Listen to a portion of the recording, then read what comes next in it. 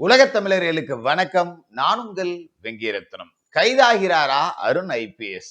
இப்படி ஒரு தலைப்பு. என்ன தலைவா சொல்றீங்க? அருண் ஐபிஎஸ் கைதா அப்படின்னு நீங்க எல்லாம் ஆச்சரியப்படலாம். ஆச்சரியப்படுற அளவுக்குலாம் ஒன்றும் விஷயம் இல்லை. கைதாகிறதுக்கான சாத்தியங்கள் இருக்கு. அவரோட வீட்டுல இன்னைக்கு டிவிஎஸ்சி ரைடு அப்படிங்கிறது நடக்குது. ஒரு 4 நாளைக்கு முன்னாடி வரைக்கும், ஒரு வாரத்துக்கு முன்னாடி வரைக்கும் அந்த டிபார்ட்மெண்ட்டுக்கே அவர் தான் டைரக்டரா இருந்தாரு. இதுதான் ஓடமும் ஒரு நாள் வண்டியில் போகும் அப்படிங்கிறது. அது என்ன கதை அப்படிங்கிறத பின்னாடி பேசுவோம். அதுக்கு முன்னாடி முக்கியமான 2 விஷயங்கள் பேச வேண்டியது இருக்கு. பேசிருவோம். நிறைய நேயர்கள், நான் ஒரு பெரிய ஆள்லாம் கிடையாது. நம்ம மேல உள்ள ஆசா பாசத்துல ஃபோன் பண்ணி விசாரிக்கிறாங்கல்ல, இந்த திமுக காரங்கள மட்டும் டிவிகேல சேர்த்துக்க வேணாம்னு சொல்லுங்க. இதுதான் நமக்கு வந்த அதிகபட்ச கோரிக்கைகள். ஆனா, அதுக்கு எதிர்மாறா சில சம்பவங்கள்லாம் நடக்குது. இன்னைக்கு ஒரு விஷயம் நடந்திருக்கு. இந்த போட்டோவ பாருங்க. இந்த போட்டோவுல திட்டக்குடி, கடலூர் மாவட்டம் திட்டக்குடி தமிழக வெற்றி கழக அலுவலகத்தை திறந்து வைக்கிறாரு இந்த பையன். யார் அப்படின்னா, இவர் பேரு தீபக் ரவி. துரைமுருகன் பேத்திக்கு நிச்சயதார்த்தம் ஆச்சுல்ல, துரைமுருகன் பேத்தி செந்தாமரைக்கு, அந்த மாப்பிள தான் இவரு. வேற யாரும் கிடையாது.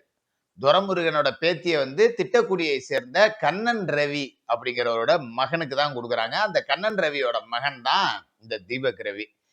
இவங்க வந்து கிட்டத்தட்ட துரைமுருகனோட பினாமிகள் தான். ஒரு சாதாரண நிலைமையில இருந்தாங்க. திடீர்னு துபாய் போனாங்க. துபாய் தொழிலதிபர் இருந்தாங்க. படம் எடுத்தாங்க. இன்னொரு மோசமான விஷயத்த சொல்றேன். நடிகர் நடராஜனோட நடிப்புல விஜய் அவர்களை ஒரு தாழ்த்தி ஒரு படம் வந்துச்சு பாத்தீங்களா, 2026ன்னு. அந்த படத்தோட ப்ரொடியூசரு இந்த தீபக்கோட அப்பா கண்ணன் ரவி தான்.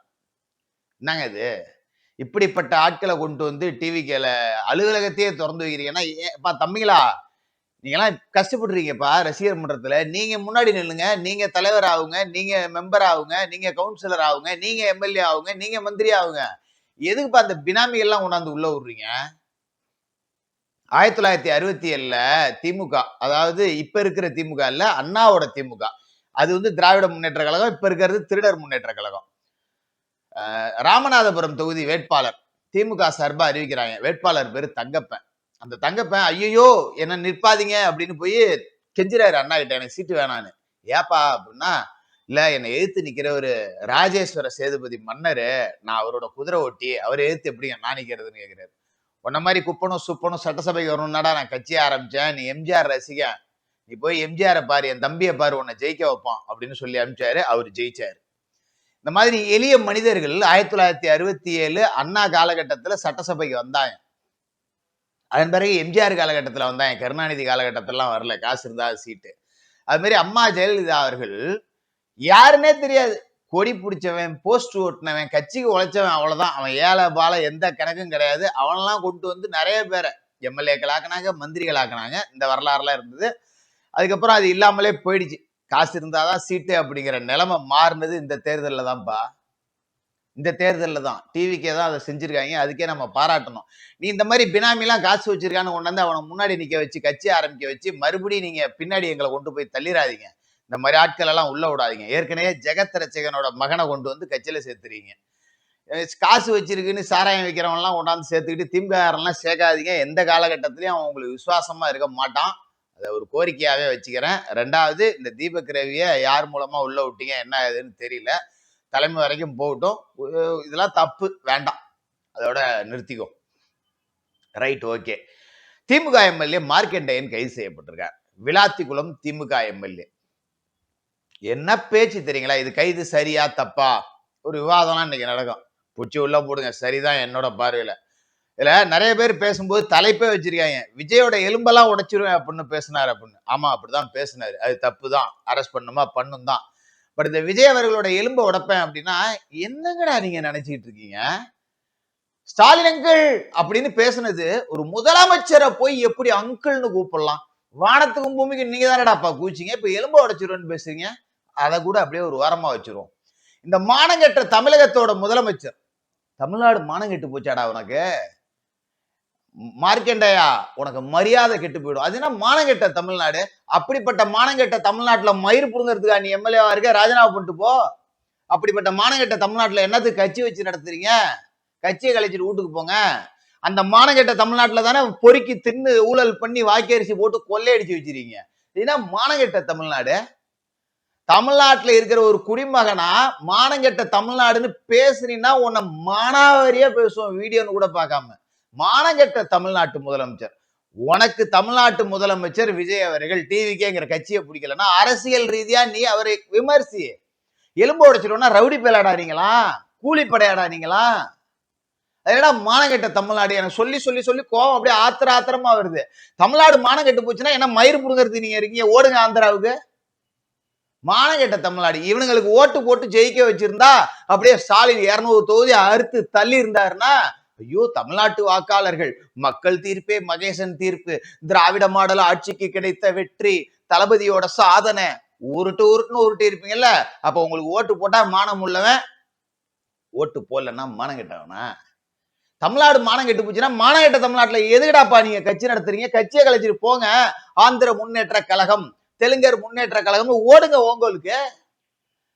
அவ்வளவு இலக்காரமா போச்சா மானங்கெட்ட தமிழ்நாடுன்னு பேசுற அளவுக்கு?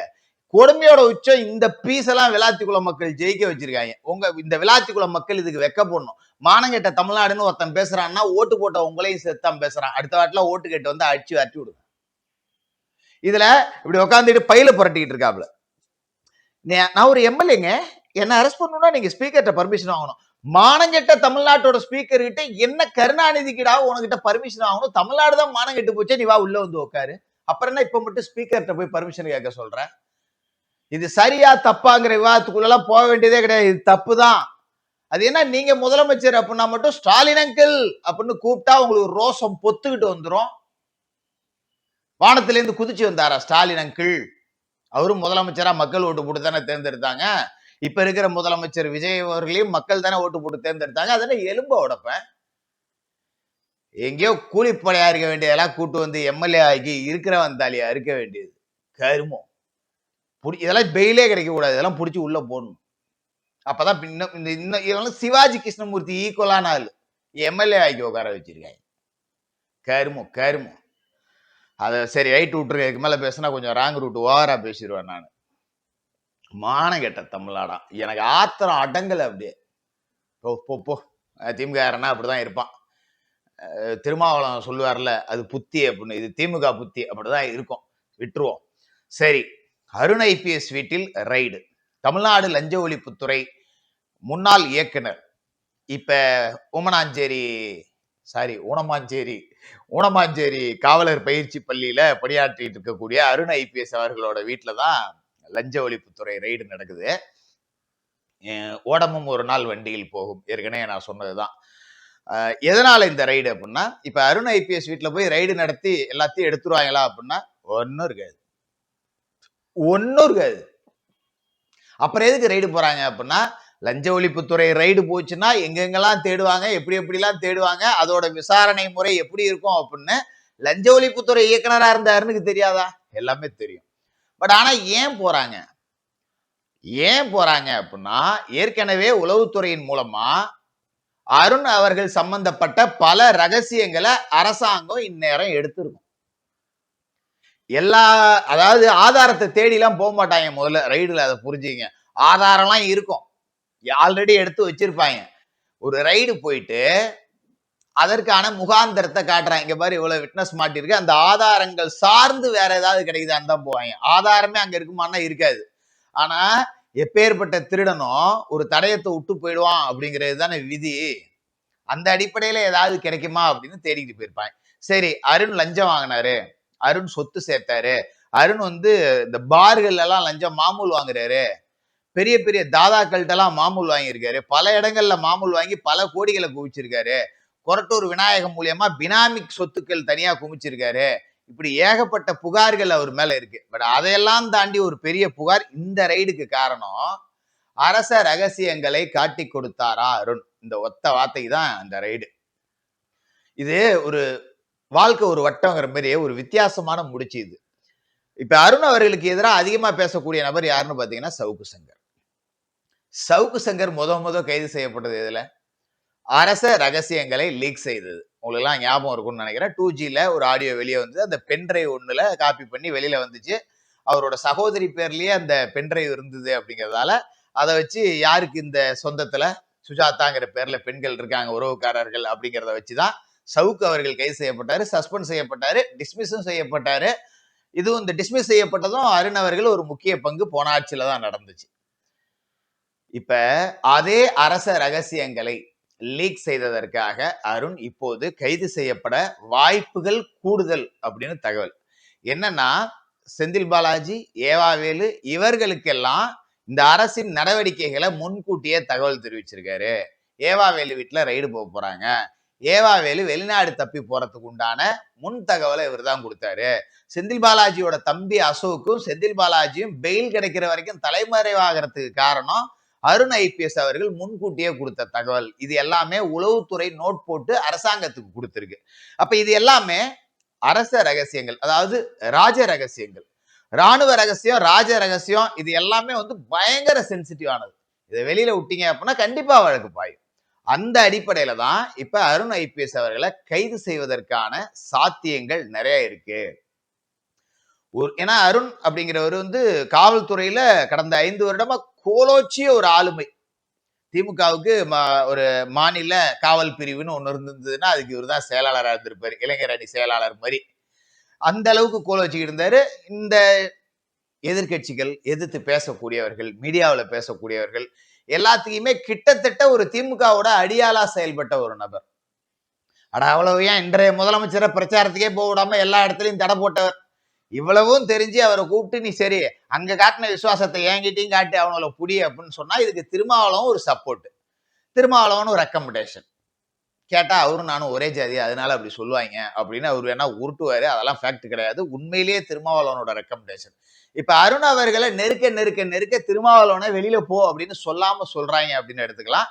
பட் இது திருமாவளவன் செய்த ஒரு மிகப்பெரிய தவறு இந்த ரெக்கமெண்டேஷன். அதாவது கடைசி மனிதனுக்கும் அதிகாரம், எல்லா மக்களுக்கும் ஜனநாயகம் அப்படிங்கிற கோரிக்கையே விசிகாவுக்கு மந்திரி பதவி அப்படிங்கிறது கனவுல கூட நடக்காது, செஞ்சு காமிச்சிருக்காங்க.